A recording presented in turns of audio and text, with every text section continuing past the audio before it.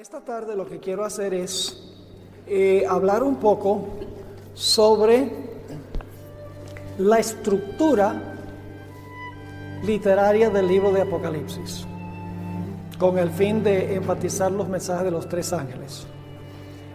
Como adventistas nosotros estudiamos mucho los símbolos de Daniel y Apocalipsis. El león, el leopardo, el oso, el dragón, los cuernos, los números.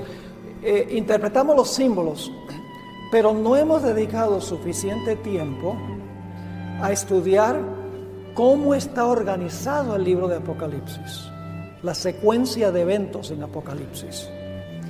Y eso es igual de importante, o tal vez más importante, que interpretar los símbolos individuales.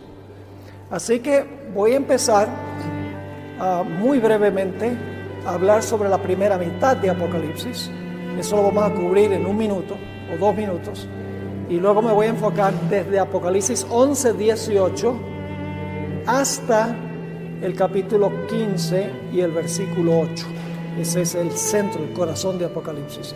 Pero antes vamos a tener una oración para pedir la compañía del Señor. Oremos. Padre Celestial, gracias te damos por el privilegio de encontrarnos aquí esta tarde. Pedimos tu compañía, Señor. Danos claridad de pensamiento, pues el libro de Apocalipsis es un libro complejo, es un libro muy meticulosamente organizado y tenemos que tener cuidado de la forma como lo estudiamos. Así que pedimos, Señor, que nos des inteligencia, mentes claras para que podamos entender. Te damos gracias por tu presencia, porque te lo pedimos en el nombre de Jesús. Amén. Voy a empezar mencionando las primeras 3 partes de Apocalipsis, que son 3 series de 7. Tenemos las 7 iglesias, luego tenemos los 7 sellos, y luego tenemos las 7 trompetas. Ahora, estas 3 series de 7 básicamente cubren los mismos periodos históricos, pero desde diferentes perspectivas. Es decir, cada serie de 7 agrega detalles que no estaban en la serie anterior. Las 7 iglesias empiezan el tiempo de los apóstoles y fluyen a través de la historia, culminando finalmente con el establecimiento del reino de Cristo. Es decir, las iglesias representan diferentes etapas de la historia, desde los tiempos apostólicos hasta el tiempo del fin. Los 7 sellos hacen lo mismo, pero desde una perspectiva distinta. Nuevamente empiezan en el tiempo de los apóstoles, fluyen a través de la historia y culminan en el tiempo del fin. Las 7 trompetas repiten otra vez lo que se repite en las iglesias y en los sellos, pero agregando detalles desde una perspectiva distinta. Es más o menos como Daniel 2 y Daniel 7, y Daniel 8 y 9.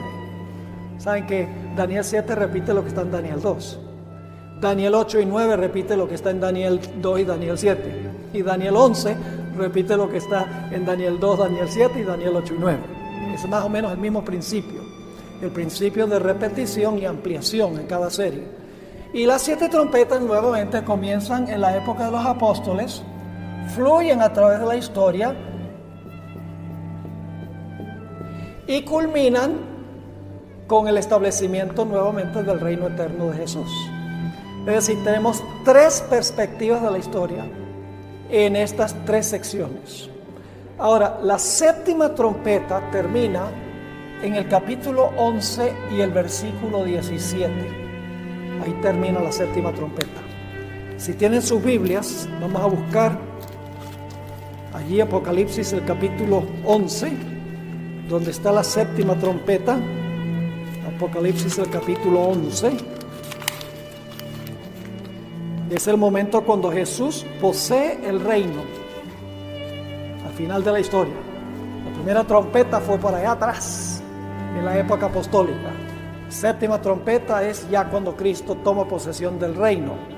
Dice en el versículo 15: y el 7º ángel tocó la trompeta, Y fueron hechas grandes voces en el cielo que decían: los reinos del mundo han venido a ser los reinos de nuestro Señor y de su Cristo, y reinará para siempre jamás.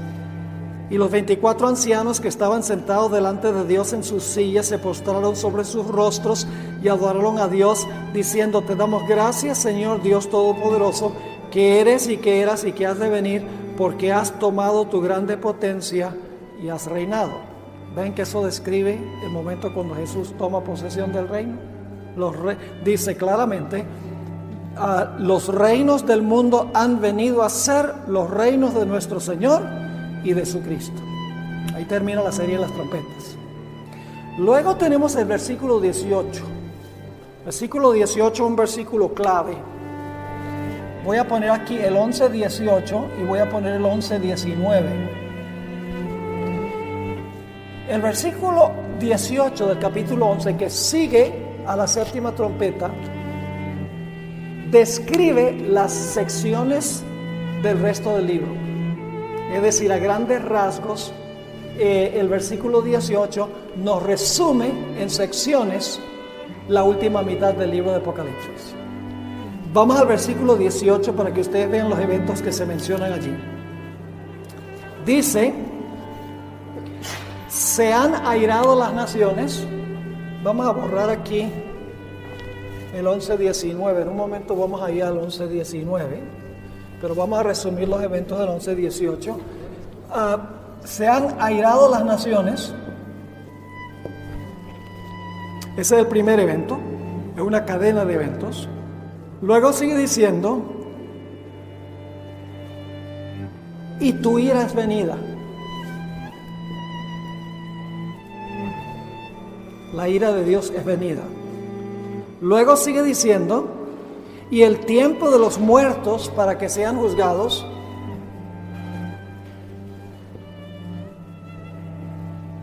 Vamos a poner aquí juicio de los muertos. Y luego dice: y para que des el galardón a tus siervos los profetas, para dar el galardón a los fieles hijos de Dios.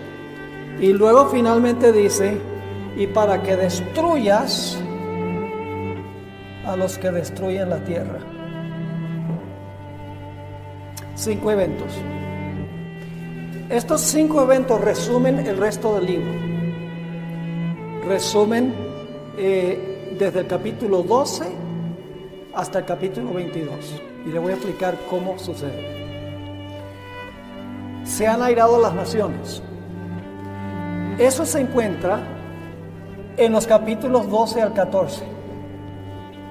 Cuando dice que se han airado las naciones, no sencillamente está diciendo que una nación se odia a otra nación y que las naciones guerrean una con la otra.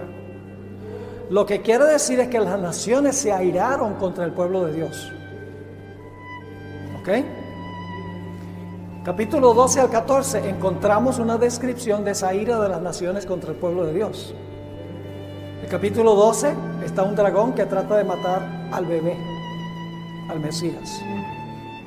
Luego, después de eso, dice que persigue a la mujer que huye al desierto. Y luego dice que se lanza contra el remanente, se llena de ira el dragón contra el remanente de la simiente de la mujer. Es decir, que cuando dice que se airaron las naciones, no está hablando de que va a haber una nación se va a levantar contra otra nación en guerra. Lo que quiere decir es que las naciones van a estar llenas de ira para con el pueblo de Dios. Capítulo 13 también describe la misma ira. Se menciona la bestia que viene del mar, y esa bestia del mar representa el papado. Persigue por 42 meses. Recibe una herida mortal, se le sana la herida mortal y entonces vuelve a perseguir otra vez al pueblo de Dios.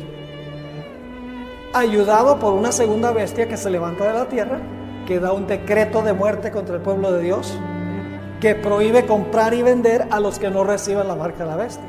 ¿Ve que el capítulo 13 también describe la ira de la bestia y el falso profeta contra el pueblo de Dios? Sí.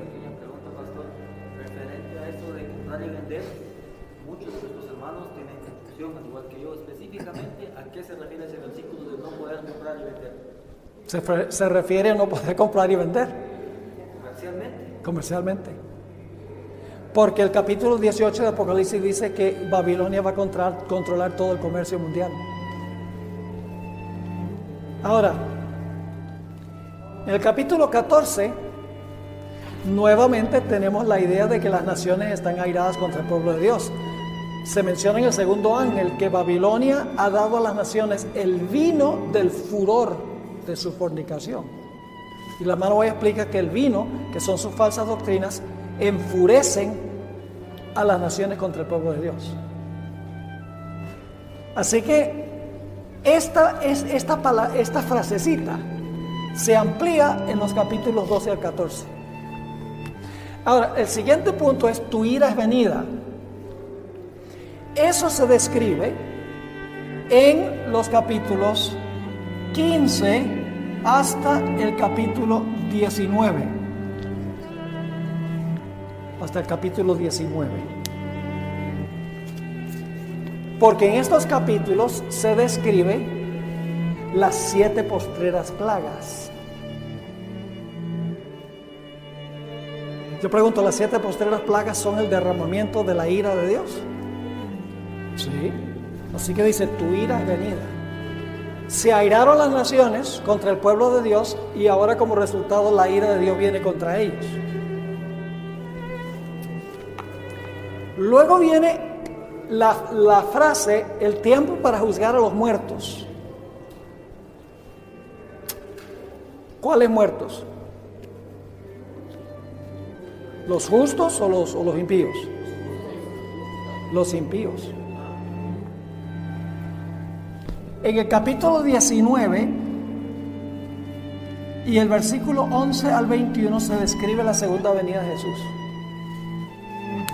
¿Cuál es el siguiente evento después de la segunda venida de Jesús? El milenio. ¿Y qué se hace durante el milenio? ¿El juicio de quiénes? De los impíos, no de los justos. El juicio de los justos es antes de esto. Es decir, cuando dice que ha llegado el tiempo de juzgar a las naciones, a los muertos, quiere decir los impíos que murieron antes de la segunda venida y en la segunda venida que se describe en el capítulo anterior. Así que ese es el capítulo 20. ¿Y qué hace Dios al mismo tiempo que empieza a juzgar a los muertos? ¿Qué le da Dios a su pueblo? ¿Qué le da Dios a su pueblo? El galardón, la recompensa, ¿verdad? Jesús dijo: he aquí yo vengo presto y mi galardón conmigo, el capítulo 22. Así que al mismo tiempo, Apocalipsis 20, primordialmente Apocalipsis 20 y el versículo 4 dice que le fue dado la facultad de juzgar a los que no adoraron la bestia, su imagen y recibieron la marca. Al mismo tiempo el pueblo de Dios recibe el galardón, porque son llevados al cielo para desempeñar la obra de juicio. Eso sería también el capítulo 20, el versículo 4 y entonces al versículo 6. Hay varios versículos del capítulo 20 que describen la recompensa de los justos. Y luego dice: ha venido el tiempo para que destruyas a los que destruyen la tierra. ¿Cuándo es que los impíos son destruidos por destruir la tierra? Después de los 1000 años, cuando son echados al lago de fuego. Así que esto sería el capítulo 21 y el capítulo 22. Es decir, el versículo 18, y dicho sea de paso, eso no es especulación mía. La hermana White tiene una cita en Primeros Escritos, a donde ella dice: el Señor me mostró que la ira de las naciones, y la venida de la ira de Dios y el juicio de los muertos, dice ella, suceden sucesivamente. Es decir, suceden uno después de otro, y ella dice en esa cita que estos eventos son futuros en su día. Así que ella misma corrobora que el versículo 18 es un resumen de todo el resto del libro a grandes rasgos. Ahora, el capítulo 11, 18 nos da la estructura del resto del libro. El 11, 19 nos da el tema central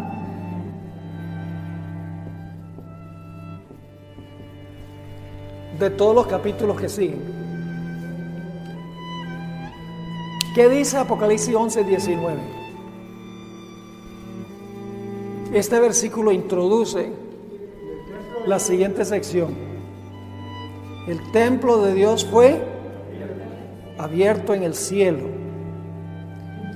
¿Y qué se vio ahí? Y el arca de su testamento fue vista en su templo. ¿Cuál es el templo este cuando dice en su templo? ¿De qué templo está hablando? Templo celestial. ¿Cuál lugar específicamente? El lugar santísimo, porque ahí estaba el arca del pacto. Es decir, este versículo nos está diciendo que el tema central del resto del libro son eventos que suceden en el lugar santísimo al final del tiempo. Esto trató mayormente con el desarrollo histórico, desde los días de los apóstoles hasta el final, a grandes rasgos. Pero desde el 11-19, el tema central es el tema de lo que ocurre en el lugar santísimo del santuario celestial. Ahora, capítulo 12 de Apocalipsis, y dicho sea paso, no es que los capítulos al final de Apocalipsis se olvidan completamente de la historia. No, ellos presentan la historia, pero con el motivo de darnos un punto de referencia histórico para saber cuándo ocurren estos eventos. Si van a Apocalipsis 12,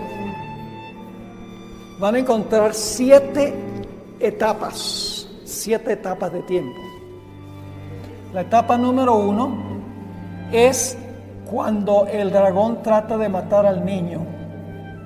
Bueno, no, déjenme poner otra aquí. La primera etapa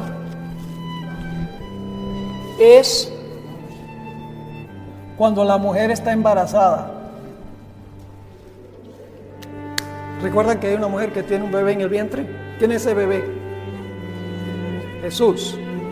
Y cuando van a nacer, ¿quién se le presenta para tratar de aniquilarlo? El dragón.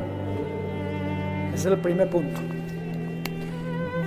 Ahora yo pregunto, ¿qué representa la mujer esta?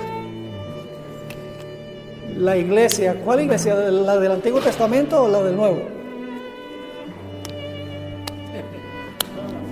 En este punto, cuando Juan la ve en el versículo 1 y 2, representa la iglesia del Antiguo Testamento, el pueblo de Dios en el Antiguo Testamento. Y usted dice, ¿por qué? Es muy sencillo. No hay Nuevo Testamento porque el bebé no ha nacido todavía. La mujer existe antes del bebé. Yo pregunto, ¿Jesús nació del pueblo de Dios del Antiguo Testamento? ¿Fue descendiente de Abraham? ¿Descendiente de David? ¿Vino del linaje santo del Antiguo Testamento? ¿Cómo no? La primera etapa es el Antiguo Testamento. Luego después nace el bebé. Esa es la segunda etapa. Y el dragón trata de matarlo cuando nace. La tercera etapa es cuando el niño asciende. Es cuando el niño asciende a Dios y a su trono. ¿Qué evento es ese? La ascensión de Cristo al cielo. Después de la cruz. Bueno, en realidad la ascensión de Jesús sucede antes del Pentecostés. Él asciende y luego entonces viene el día del Pentecostés 10 días más tarde. Ahora, en cuarto lugar, se menciona la victoria de Cristo en la cruz. Una celebración en el cielo. Luego, el quinto punto es ahora la mujer le toca ¿qué? La mujer tiene que huir 1260 años. El dragón la quiere matar. Como no puedo matar al niño, entonces dice, bueno, voy a matar a la mujer, entonces a la mamá. El sexto punto es cuando la tierra ayuda a la mujer. dice que la tierra ayudó a la mujer, se tragó el río. El río representa las muchedumbres que Satanás usa durante los 1260 años para matar a la iglesia. Y luego el punto número 7 dice que el dragón se aira contra la mujer y se va a hacer guerra contra el remanente de la simiente de ella, los cuales guardan los mandamientos de Dios y tienen el testimonio de Jesucristo. Así que tenemos 7 etapas de la historia en Apocalipsis 12. La iglesia del Antiguo Testamento, cuando el bebé nace, cuando ya el bebé crece, asciende a Dios y a su trono, la victoria en la cruz del Calvario. Luego Satanás se lanza en contra de la iglesia por 1260 años. Hacia el final de ese periodo, la tierra ayuda a la mujer. La tierra representa el territorio de los Estados Unidos. En un momento lo vamos a ver. Yo pregunto, cuando fueron perseguidos en Europa por el papado, ¿qué hizo la gente allá? ¿Huyó a dónde? ¿Dónde halló refugio? En los Estados Unidos. La tierra ayudó a la mujer que estaba siendo perseguida. Pero la tierra no siempre va a ayudar a la mujer, porque dice que luego de un periodo de ayuda, el dragón se llena de ira contra la mujer y se va a hacer guerra contra el remanente de la simiente de ella. Ahora tenemos que entender qué es el remanente de la simiente de ella. ¿Quién es la simiente de ella? Cristo. ¿Ustedes recuerdan Gálatas 3:16 donde dice: Abraham y su simiente fueron hechas las promesas? No dice a simientes como de muchos, mas a su simiente, la cual es Cristo.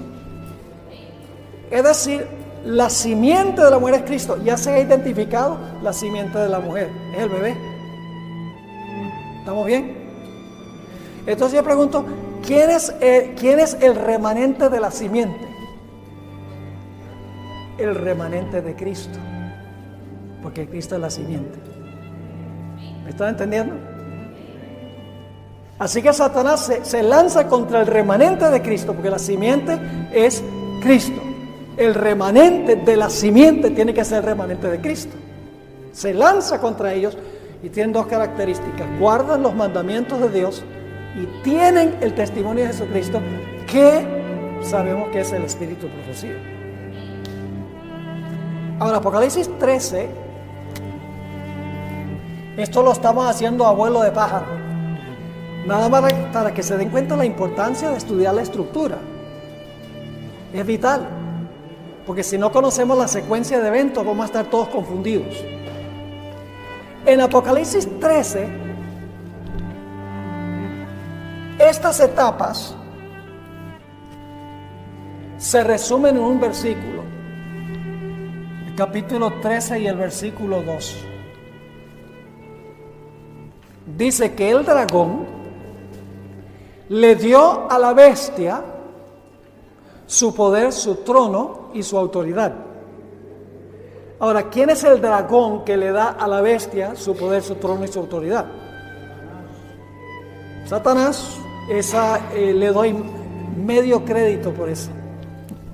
Es Satanás. Apocalipsis 12 lo identifica así. Pero es más que Satanás. Fue Satanás a través de su simiente. ¿Quién fue la simiente de Satanás que trató de matar a Cristo? Herodes. Así que la hermana White dice que en un sentido secundario, el dragón no solo representa a Satanás, sino que el dragón representa, ¿qué cosa? A Roma. Yo pregunto, ¿cuál fue la nación que le dio su trono, poder y potestad al papado? Roma. Así que todas las etapas de Roma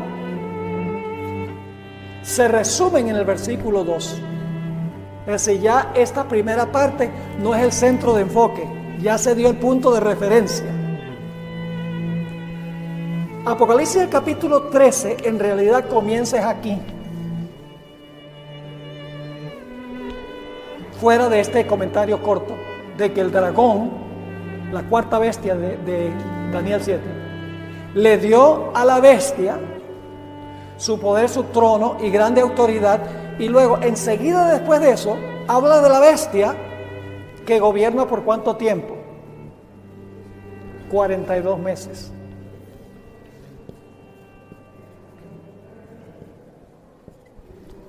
¿Correcto? ¿Es paralelo a esto? ¿Cómo no? Ahora, en Apocalipsis el capítulo 12 dice que la tierra ayudó a la mujer. La tierra es el territorio de los Estados Unidos. Cuando los peregrinos fueron a los Estados Unidos no había Estados Unidos. Eran colonias de Inglaterra, no era una nación.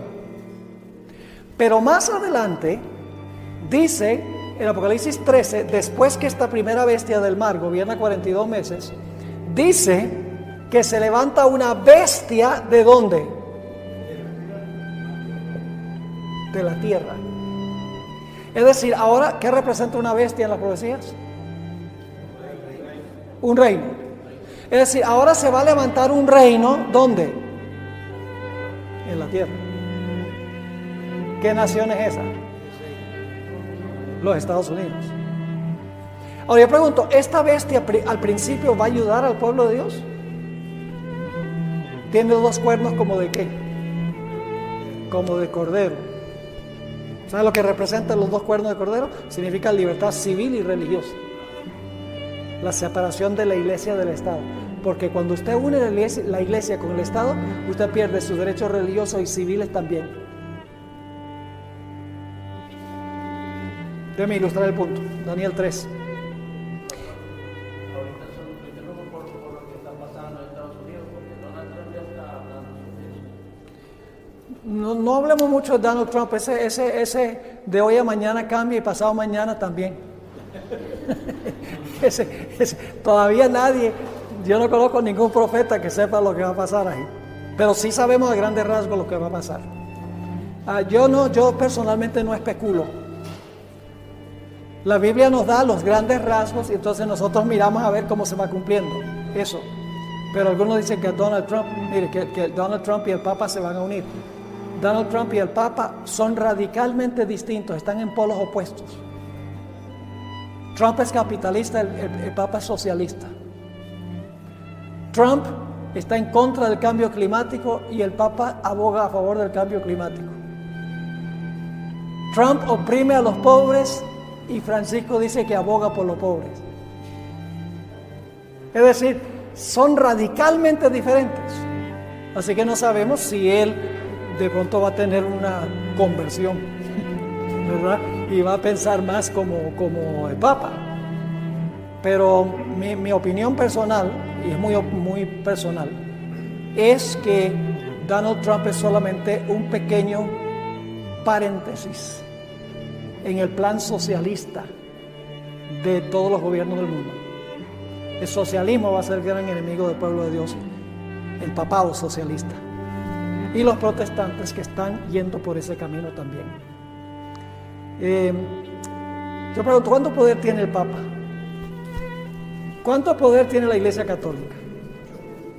¿Cuántos aviones de guerra tiene? ¿Cuántos tanques de guerra tiene? ¿Cuántas ametralladoras tiene? ¿Cuántos soldados tiene? No tiene. ¿Dónde radica el poder entonces de la Iglesia Católica? La Iglesia Católica es una sanguijuela. ¿Sabes lo que es una sanguijuela? Es un parásito. Y eso lo digo porque es la verdad. El poder de la Iglesia Católica radica en poder juntarse a los poderes civiles del mundo. Y entonces cuando tiene los poderes civiles, tiene todo el poder. Porque tiene los ejércitos y el poder político de los reyes de la tierra. Por eso dice que fornica con los reyes de la tierra. Entonces, mire, Juan Pablo II y Francisco I, no Francisco I, Juan Pablo II y Benedicto XVI, los tópicos de conversación de ellos eran el aborto, contra del aborto, en contra del matrimonio homosexual, en contra de sacerdotes mujeres, en contra de la eutanasia, es decir, que una persona que está sufriendo mucho se le pueda dar una inyección y que muera. Esos eran los tópicos de conversación. Pero escuchen bien, los gobernantes del mundo no les gustan esos tópicos, porque todos los gobernantes están a favor y también están a favor del aborto y están a favor de la eutanasia y están a favor de todas estas cosas. Entonces, ¿qué pasa? Cuando Juan Pablo II y Benedicto hablaban de esas cosas, lo que hacían era enojar a los gobernantes del mundo. Pero Francisco I, como buen jesuita, dice: yo tengo que cambiar los tópicos de conversación. ¿De qué habla Francisco I? Cambio climático. Yo pregunto, ¿a los gobernantes del mundo les gusta ese tópico? Que sí que.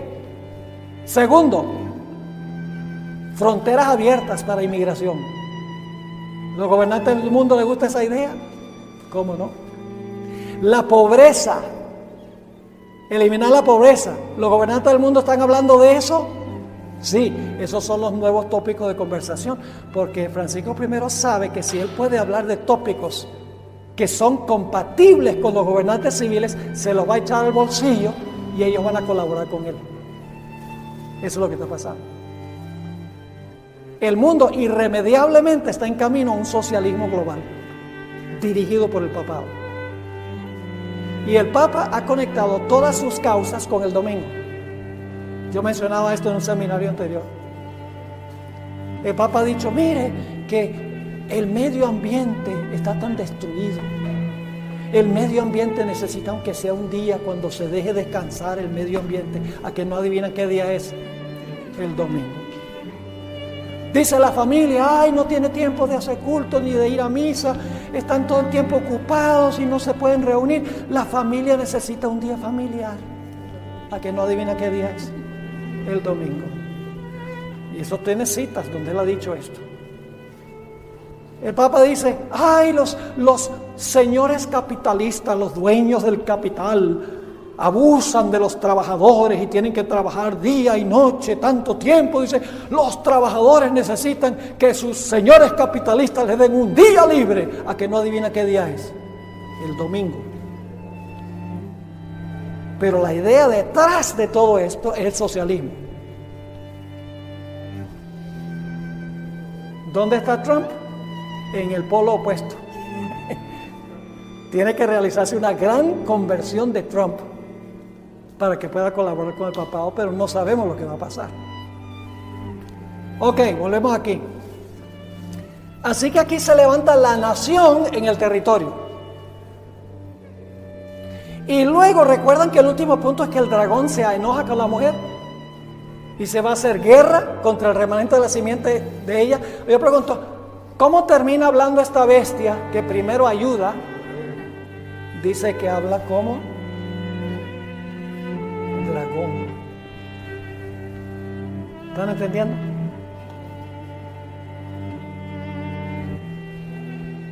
Capítulo 12 nos da toda la estructura, toda la secuencia. Capítulo 13 solamente menciona de paso. Dicho sea paso, menciona también el Antiguo Testamento, porque dice que esta bestia tiene características del león, de oso, de leopardo. Ya eso es Antiguo Testamento. Y entonces le da su trono y su poder a la bestia. Es decir, Apocalipsis 13 está siguiendo el mismo orden de Apocalipsis 12, pero los primeros puntos se mencionan muy poco y se enfoca es aquí, aquí y aquí. Ahora, vamos al capítulo 14. Wow. Capítulo 14.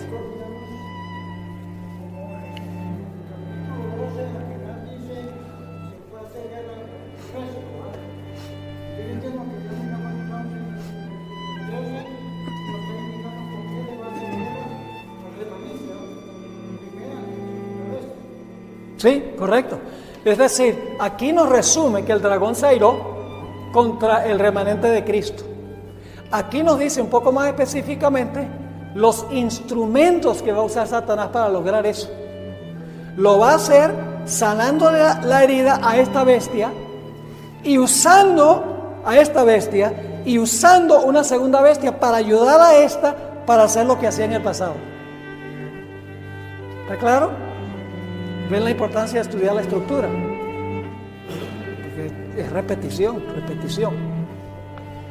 Capítulo 14, versículos 1 al 5, describe a 144,000 que están victoriosos en el cielo, en el monte de Sión. ¿Victoriosos sobre quién? ¿Qué viene inmediatamente en el capítulo anterior? Han ganado la victoria sobre la bestia, su imagen y su marca.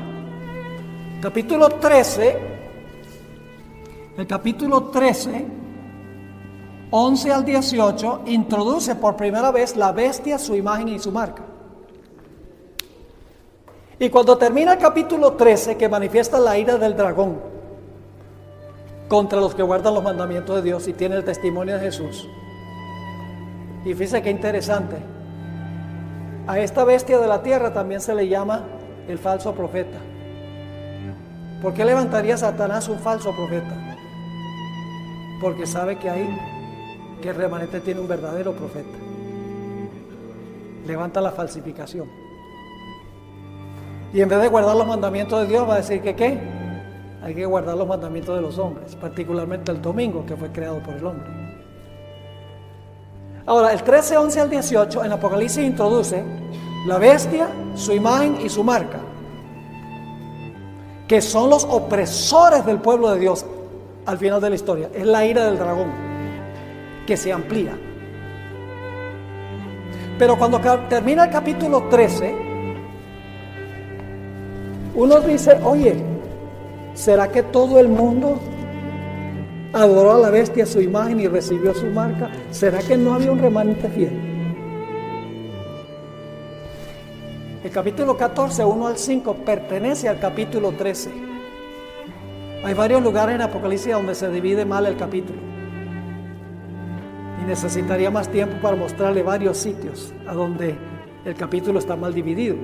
Y no piensen que estoy cambiando la Biblia, porque los capítulos y versículos no estaban ahí cuando los escritores escribieron. Se colocaron mucho tiempo, centenares de años después, para hacer más fácil para nosotros conseguir. Imagínense tratar de conseguir Isaías 35:10 sin tener capítulos y versículos. Poco medio difícil, ¿verdad que sí? Así que cuando termina el capítulo 13, uno se pregunta, ¿será entonces que no hubo nadie que no recibió la marca de la bestia ni adoró su imagen? Capítulo 14, 1 al 5 dice, sí hubo un grupo que en vez de recibir la marca de la bestia, tienen en su frente el sello de Dios. ¿Me están siguiendo o no? Ahora, Apocalipsis no está en orden cronológico. Los versículos 6 al 13 presentan los mensajes de los tres ángeles. Los mensajes de los tres ángeles. Ahora aquí viene la pregunta. ¿Cómo puede ser que los 144,000 están victoriosos en el cielo si todavía no se han proclamado los mensajes de los tres ángeles? ¿Me están siguiendo lo que estoy diciendo? Porque aquí dice, no adoraron la bestia ni su imagen ni recibieron su marca, están en el monte de Sión victoriosos. Pero Juan va a decir, yo quiero explicarles cómo es que ellos llegaron a estar ahí. ¿Cómo es que ellos pudieron pararse victoriosos en el monte de Sión? Y entonces describe los mensajes de los tres ángeles. Los que están en el monte de Sión recibieron los mensajes de los tres ángeles. Y eso lo sabemos porque el mensaje del tercer ángel dice, si alguno adora a la bestia y su imagen y recibe su marca. ¿Me están entendiendo? Mensaje del tercer ángel trae nuestra atención a la última parte del capítulo 13 y advierte que no se adore la bestia ni su imagen ni se reciba la marca en el mensaje del tercer ángel, lo cual significa que los 144,000 están en el monte de Sión porque aceptaron los mensajes de los tres ángeles y no adoraron la bestia, ni su imagen, ni recibieron su marca. Qué interesante la estructura de estos capítulos. Y luego lo interesante es que el capítulo 14 y los versículos 14 hasta el versículo 20 describe el momento cuando todos han hecho su decisión de recibir el sello de Dios o la marca de la bestia. Cuando termina el mensaje del tercer ángel, hay dos grupos. En los versículos 14 al 20. ¿Cuáles son los dos grupos? La mies y las uvas. Y Jesús está parado en una nube, sentado en una nube. Y con la hoz, ¿qué va a hacer? Va a cegar o a cosechar la tierra. Porque se han proclamado los mensajes de los tres ángeles. Ahora se va a desarrollar, es decir, se va a establecer la diferencia entre los dos grupos. Es el momento cuando la gente recibe o el sello de Dios, que es la mies, o la marca de la bestia representada por las uvas. Porque los que adoran la bestia, su imagen y su marca, beben el vino de la ira de Dios. Ahora es interesante cuando uno llega aquí, déjame borrar esto y hacerlo un poquito más específico. Esto sería el versículo 14 hasta el versículo 18. Uno encuentra las dos cosechas, la mies y las uvas. Y en los versículos 19 y 20,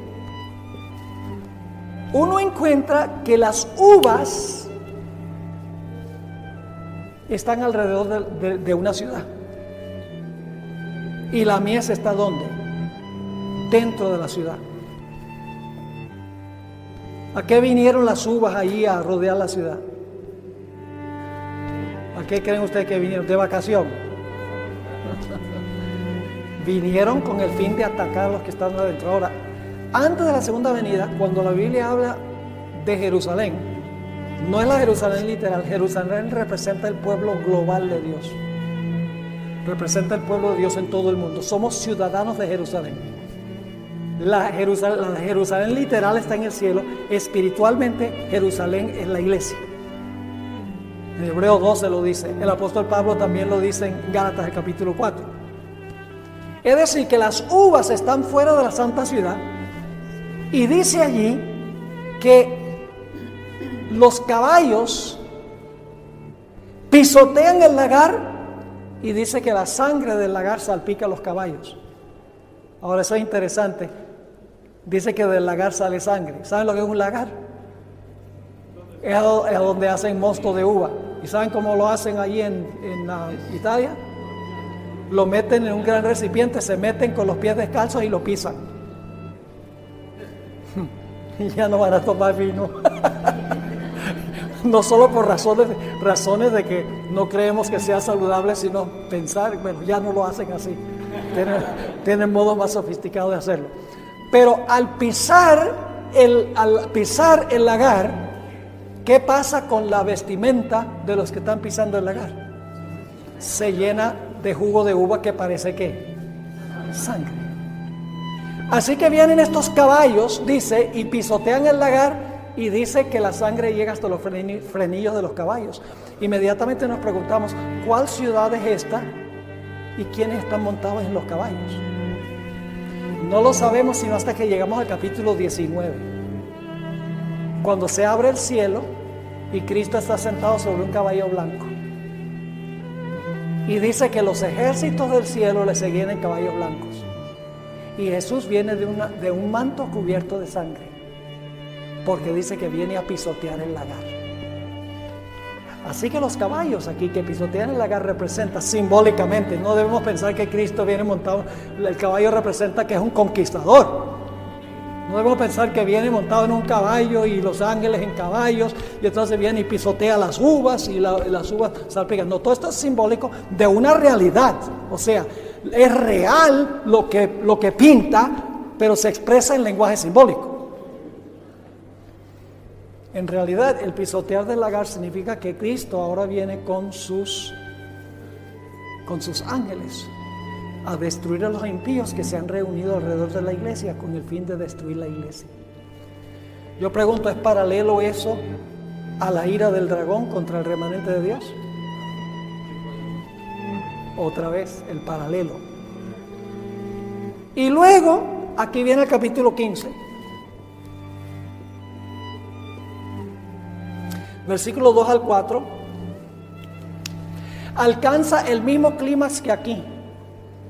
Después que los caballos pisotean el lagar y el que está montado en el caballo blanco es Jesús y los que están montados en los caballos son los ángeles, el pisotear del lagar significa que están destruyendo a los impíos que rodearon al pueblo de Dios para destruir al pueblo de Dios. En los versículos 2 al 4 dice, vamos a leerlo, Apocalipsis 15, 2 al 4.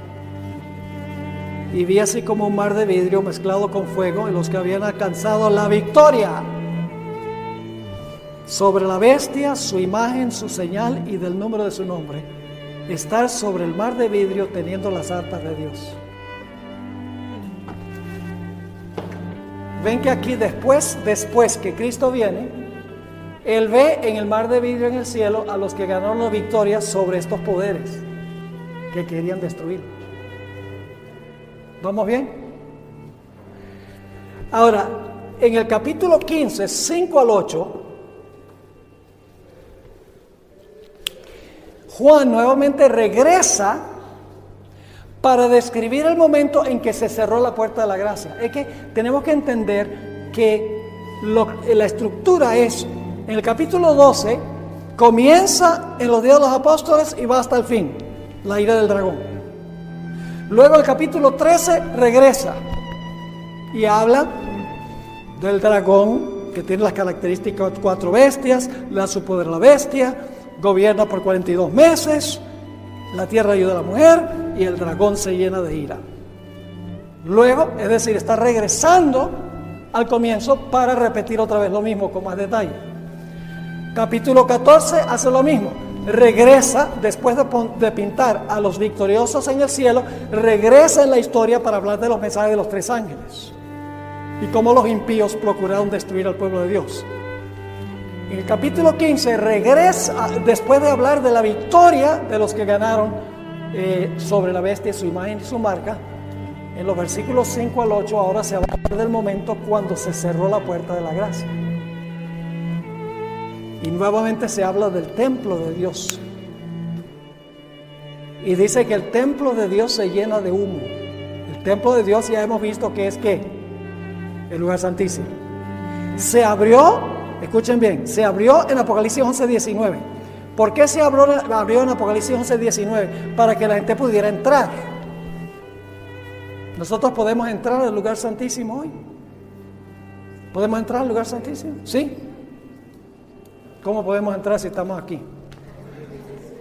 Por fe. ¿Podemos seguir a Jesús por fe en la obra que hace en el lugar santísimo? El libro de Hebreos dice que sí.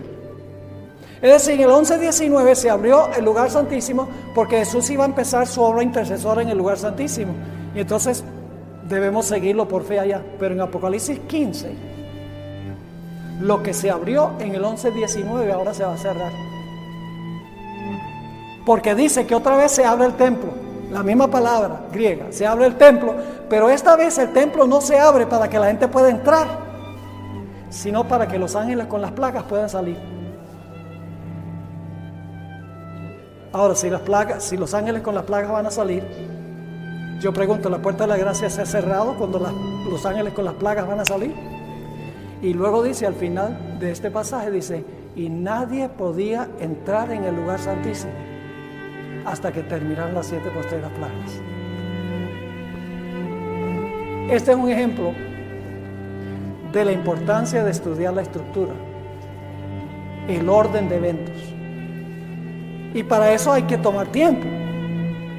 No es cuestión de uno sentarse y en 10 minutos ya uno tiene todo ahí. No es como ver televisión, que todo se lo dan masticado y digerido. El estudio de la Biblia exige esfuerzo y exige tiempo. Pero cuando le dedicamos esfuerzo y tiempo, los dividendos son muy especiales. Así que ahora vamos a dar unos minutos, tenemos como 3 o 4 minutos si quieren hacer alguna pregunta. Hermano. Normalmente, y he notado siempre que está dividida la iglesia cuando se le pregunta si la herida mortal ya fue sanada. Sí.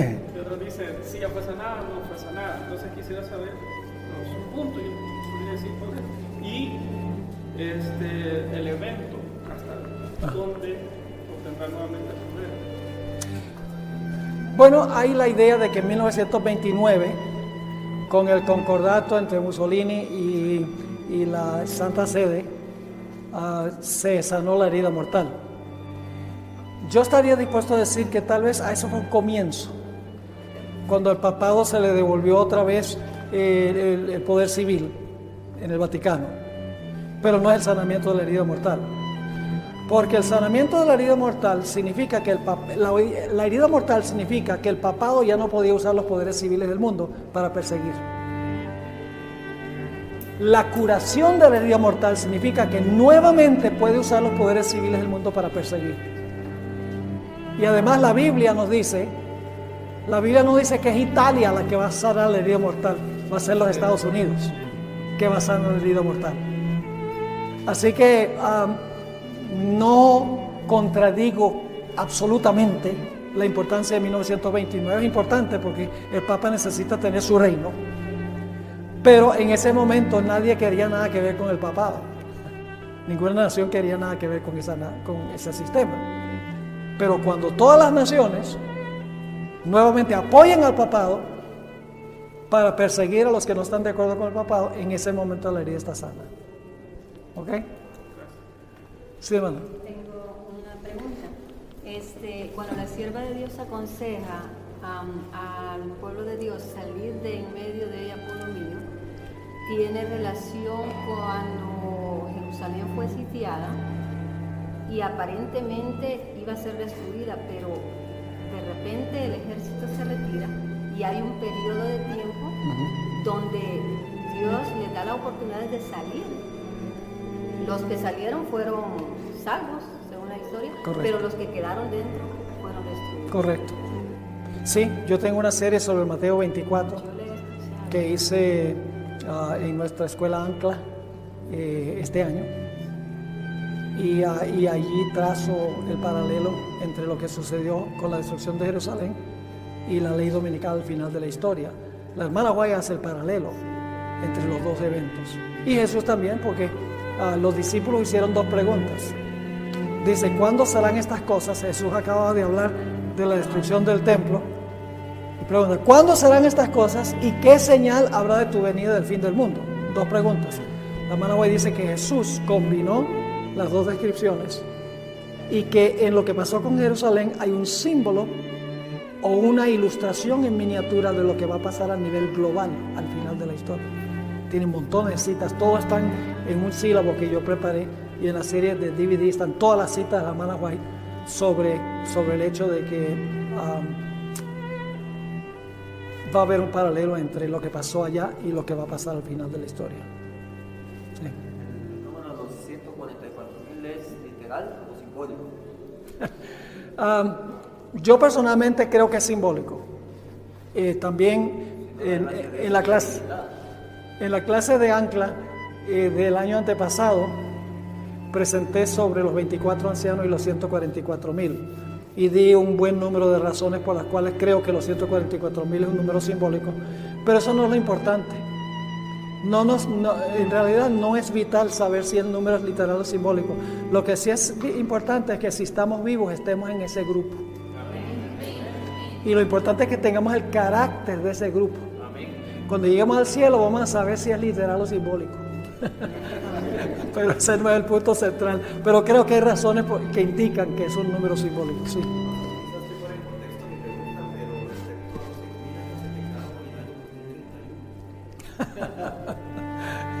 Bueno, eso se basa en cálculos de cuántos años pasaron entre cuando Adán fue creado y Adán pecó. En realidad es pura especulación. La forma en que manejan todo el material para llegar a esa conclusión es pura especulación. No debemos estar fijando fechas. La hermana White ha dicho claramente que no debemos fijar fechas para nada. No le hace bien al mensaje. Dice, el mensaje del tercer ángel se puede sostener él solo, sin tener que fijar fechas. Porque cuando la gente fija fechas, la gente queda peor que antes, porque la gente queda chasqueada.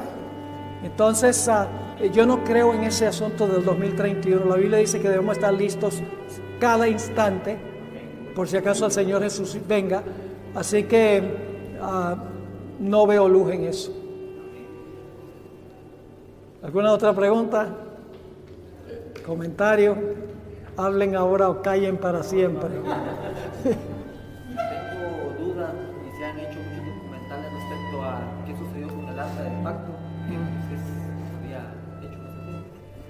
Sí, hay un individuo que se llama Ron Wyatt, que dice que hizo una expedición arqueológica allá a Jerusalén y menciona que a la sangre que se derramó de Jesús pasó por una rajadura en el suelo, y entonces fue y cayó sobre el arca del pacto que estaba debajo de Gólgota.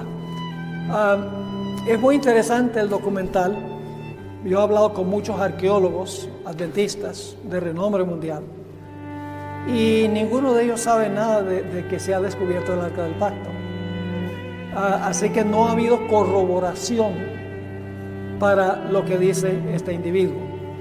Lo que se dice la hermana White es que el arca del pacto fue ocultada poco antes de la destrucción de Jerusalén por Nabucodonosor en el año 586, y dice que ha estado oculta de manos de hombres desde ese tiempo.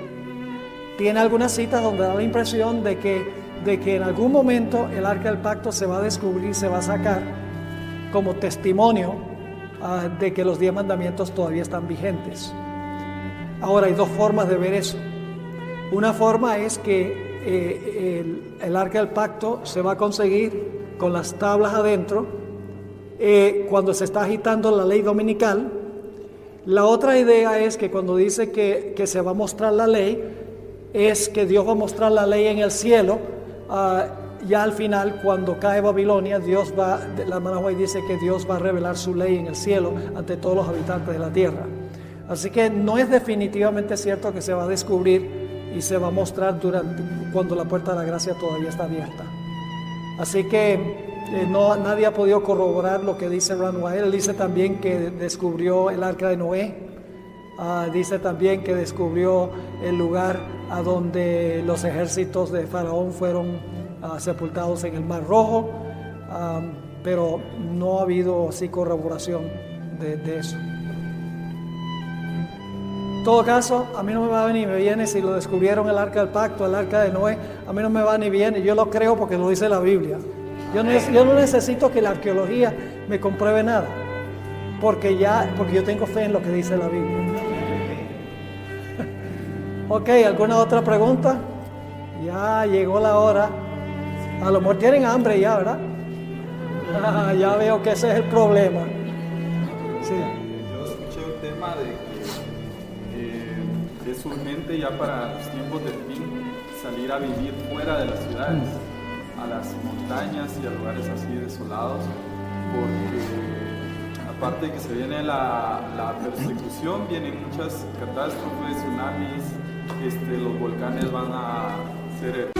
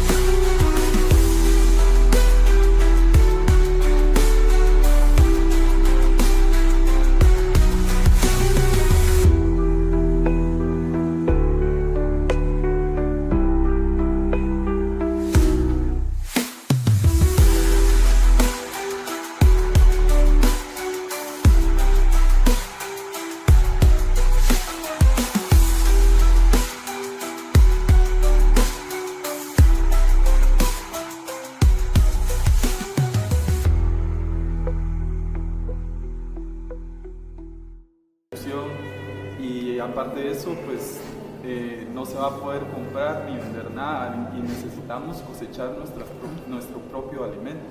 No sé qué hay de cierto en eso. La hermana White desde los 1880 estaba diciendo que el mejor estilo de vida es en el campo. Aunque no fuera por la ley dominical, es el mejor estilo de vida. Porque hay aire fresco, puede uno sembrar su propio alimento, puede tener su propia fuente de agua limpia, si es que excava y saca el agua de la tierra. Es un ambiente mucho más sano. Ahora, en cuanto al asunto de la salida de las ciudades, pues hay que salir, pero hay que salir con inteligencia. De nada vale salir y no sabe uno ni sembrar nada. De nada vale tampoco salir y no tener una casa donde uno puede estar para proveer también energía. Tiene que tener una fuente de agua. Hay muchas cosas, en otras palabras. La hermana White también dice que cuando uno se muda al campo no debe estar tan lejos que no tenga acceso a la ciudad para hacer obra misionera. Así que ella da varias pautas que hay que seguir cuando uno va a salir al campo. No hay que salir a la loca. Hay que sentarse y calcular y planificar bien. Pero si hay la oportunidad, Dios va a abrir el camino, dice ella. Cuando uno tiene el sincero deseo, el Señor va a abrir el camino para que uno pueda salir al campo. La última oportunidad para salir de la ciudad es cuando se está agitando la ley dominical. Cuando ya la ley dominical se implemente firmemente, ya los que están en la ciudad están atrapados. Al menos que algunos de ustedes tengan un lugar en el campo que me estén preparando. Ok, bueno, vamos a tener una oración antes de salir. Oremos, póngase de pie.